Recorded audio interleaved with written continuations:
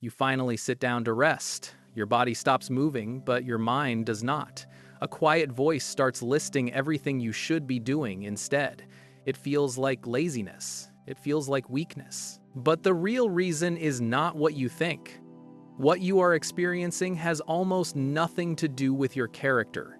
It has everything to do with a specific circuit in your brain that was never designed to let you feel safe while doing nothing. Think back to the last time you tried to relax. Maybe you sat on the couch. Maybe you closed your laptop early. Within minutes, a familiar tension crept in. Your chest tightened slightly. Your thoughts jumped to unfinished tasks. You may have even stood back up just to feel productive again. Why does stillness feel so unbearable?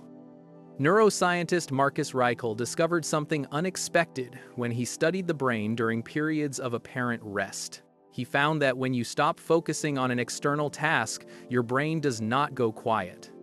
Instead, a specific network activates. Researchers now call it the default mode network. It lights up when you are not doing anything in particular. It is responsible for self-reflection, memory replay, and future planning. In other words, the moment you stop working is the exact moment your brain starts working on something else entirely. It starts reviewing your unfinished business. This explains why rest can feel more mentally loud than actual work. When you are focused on a task, your attention has somewhere to go. When you stop, your mind turns inward, and it often turns toward everything that feels unresolved. That unfinished email, that conversation you replayed all afternoon, that growing list of things you have been avoiding. Rest does not silence your brain. It hands your brain the microphone. But there is a second layer to this, and it goes deeper than neural wiring. It goes into how you were shaped to associate your worth with output. From a young age, many people are praised primarily for what they produce. Good grades, finished chores, visible achievement. Rest, on the other hand, rarely earns praise. Nobody claps when you take a nap. Over time, this creates a quiet internal rule.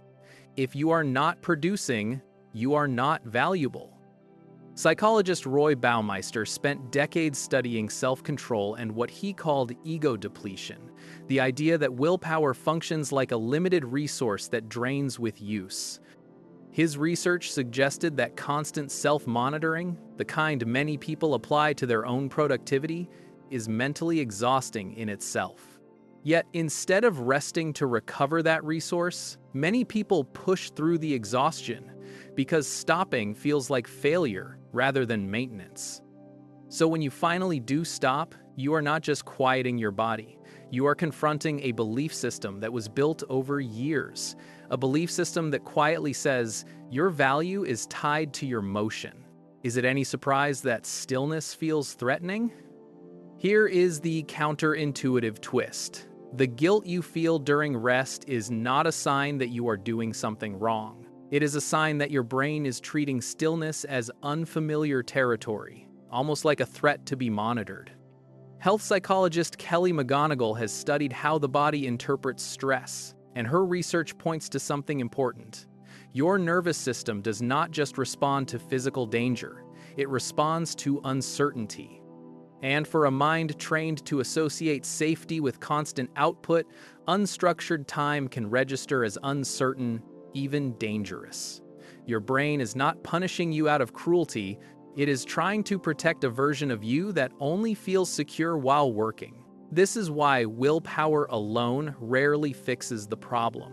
You cannot simply decide to feel comfortable resting, the same way you cannot simply decide to stop feeling nervous before a difficult conversation. The discomfort is not a character flaw, it is a conditioned response. And conditioned responses do not change through guilt, they change through repetition of a new experience. So what actually helps? The first shift is recognizing that rest is not the absence of value. It is a different kind of function.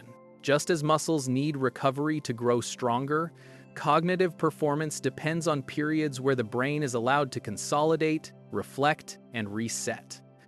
Rest is not a pause in your usefulness. It is part of how usefulness is sustained. The second shift is smaller, but often more effective.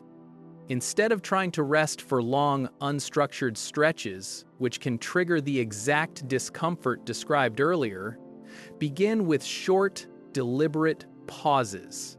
5 minutes, 10 minutes. No phone, no productivity tracking, just stillness. This gives your nervous system a low-stakes way to practice safety without triggering the alarm that longer, unstructured rest often does. Over time, these small doses retrain the association between stillness and threat. The third shift involves noticing the specific thoughts that surface during rest, instead of pushing them away. When your mind lists unfinished tasks, that is your default mode network doing exactly what it evolved to do, organizing unresolved information. You do not have to act on every thought immediately. You can simply notice it and let it pass. The same way you would notice a car driving by outside your window. You are not required to chase it. Try this the next time you sit down to rest. Notice the urge to get back up. Notice the guilt trying to convince you that stillness is wasted time. And instead of obeying it, ask yourself a simple question.